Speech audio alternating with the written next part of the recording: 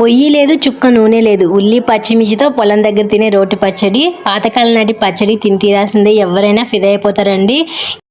10 నిమిషాల్లో అయిపోయే పాతకాలం రోటి పచ్చడి ఎలా చేయాలో చూసేద్దాం. మరి కావాల్సిన పదార్థాలు: పచ్చిమిర్చి 10 నుంచి 12, ఒక ఉల్లిపాయ, 1 టేబుల్ స్పూన్ జీలకర్ర, కొద్దిగా సాల్ట్, వెల్లుల్లి రెబ్బలు 10. ముందుగా అయితే పచ్చిమిర్చిని మనము కచ్చపచ్చగా దంచుకోవాలండి.